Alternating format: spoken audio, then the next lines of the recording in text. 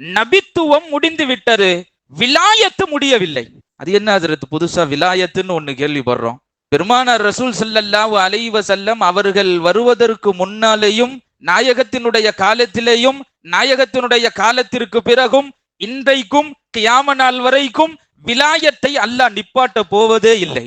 ஹதரத்னா மரியம் அலைஹிஸ்ஸலாம்ல இருந்து தொடங்கி, ஹித்ர் அலைஹிஸ்ஸலாம்ல இருந்து தொடங்கி, லுக்மான் அலைஹிஸ்ஸலாம்ல இருந்து இவங்க எல்லாம் இறை நேசர்களுடைய விலாயத்தினுடைய பட்டியலில் வருபவர்கள். ஹதரத்னா மரியம் அலைஹிஸ்ஸலாம்ல இருந்து தொடங்கி, ஹித்ர் அலைஹிஸ்ஸலாம்ல இருந்து தொடங்கி, லுக்மான் அலைஹிஸ்ஸலாம்ல இருந்து தொடங்கி இத்தனை பேரையும் இந்த இறை நேசர்களை பற்றி அல்லாஹ் குர்ஆனிலேயே பேசுவான்.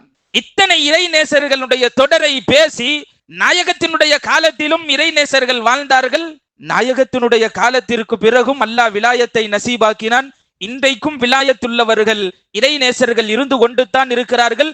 கியாம நாள் வரை, இமாம் மஹதி அலைஹிஸ்ஸலாம் வரை விலாயத்துகள் இறை நேசர்களுடைய தொடர்களை அல்லாஹ் கொண்டு வந்து கொண்டே இருப்பான். நபித்துவம் முடிந்து விட்டது, விலாயத்து இன்னும் முடியவில்லை. ஏன்னா அதை பத்தி அல்லாஹ் ஷார்ட்டா குர்ஆன்ல சொல்லுவான். அலா இன்ன அவுலியா அல்லாஹ், அலா இன்ன அவுலியாஹு, நிச்சயமாக வலிமார்கள், அல்லாஹ்வினுடைய இறை நேசர்கள் அவர்கள் எப்படிப்பட்டவர்கள் தெரியுமா? இல்லல் முத்தகூன், அவர்கள் எல்லாம் இறை அச்சமுடையவர்கள்.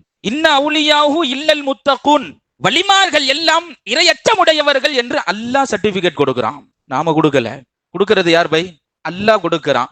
நிச்சயமாக இறை நேசர்கள் அத்தனை பேரும், இறை நெருக்கத்தை பெற்ற அத்தனை பேரும் அவர்கள் எல்லாம் இறைநேச செல்வர்கள் என்கிறான். அந்த இறைநேச செல்வர்கள் அத்தனையும் பேருமே முத்தகீன்கள், இரையச்சம் உடையவர்கள் என்று அல்லாஹ் சொல்லிட்டு பக்கத்துல இன்னொன்னு சேர்த்து சொல்லுவான், வலாக்கின் அக்ஸரஹும் லா யஅலமுன், நிறைய பேர் அதை அறிய மாட்டார்கள்.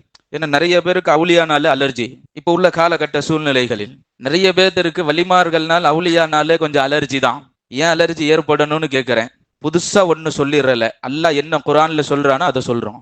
இன்ன அவுலியாஹு இல்லல் முத்தகூன், இறைநேசர்கள் என்பவர்கள் இரையச்சமுடையவர்கள், வலாக்கின் அக்ஸரஹும் லா யஅலமுன், அவர்களில் நிறைய பேர் இவர்கள் தான் இறைநேசர்கள் என்று அறிய மாட்டார்கள் என்கிறான் ரப்புல் ஆலமீன் அல்லாஹ் ஜல்ல ஷானஹு தஆலா.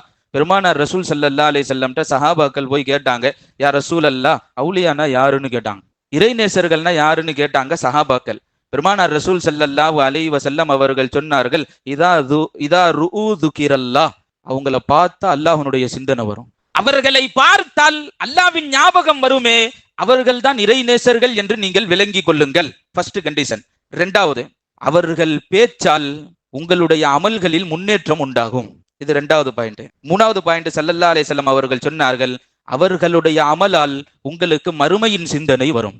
இந்த மூணு யார்கிட்ட நீங்க பாக்குறீங்களோ அவர்கள் இறைநேசர்கள் என்றார்கள் பெருமானார் ரசூல் ஸல்லல்லாஹு அலைஹி வஸல்லம். மன் அவுலியா அல்லாஹ், யா ரசூல் அல்லாஹ், யா ரசூல் அல்லாஹ், அவுலியாக்கள் என்றால் யார், இறைநேசர்கள் என்றால் யார்? இதா ருஊ துகிரல்லாஹ், யாரை பார்த்தால் உங்களுக்கு அல்லாஹ்வின் ஞாபகம் வருமோ அவர்கள் இறைநேசர்கள். யாருடைய பேச்சால் உங்களுக்கு அமல்களில் முன்னேற்றம் உண்டாகுமோ அவர்கள் இறைநேசர்கள். யாருடைய அமலால் உங்களுக்கு மறுமையின் சிந்தனை ஏற்படுமோ அவர்கள் இறைநேசர்கள் என்றார்கள் பெருமானார் ரசூல் ஸல்லல்லாஹு அலைஹி வஸல்லம். சொல்லிட்டு கடைசியில ஸல்லல்லாஹு அலைஹி வஸல்லம் சொல்லி முடிச்சது என்ன தெரியுமா? இருக்கணும்னா அவங்களோட இருங்கன்னா, சேர்ந்து இருக்க வேண்டுமானால் அப்படிப்பட்டவர்களோடு நீங்கள் சேர்ந்து இருங்கள் என்றார்கள் பெருமானார் ரசூல் ஸல்லல்லாஹு அலைஹி வஸல்லம். அல்லாஹ் நம்ம எல்லோருக்கும் தௌஃபீக் செய்வானாக. ரபியுல் அவ்வல் என்றால் நம்மளுடைய சிந்தனைகளுக்கு வருவதெல்லாம் நமது உயிரிலும் மேலான கண்மணி நாயகம் ரசூலே கரீம் ஸல்லல்லாஹு அலைஹி வஸல்லம் அவர்கள். ரபியுல் ஆகிர் என்றால் நம்மளுடைய சிந்தனைகளுக்கு வருவதெல்லாம் விலாயத்து பெற்ற இறைநேச செல்வர்கள்.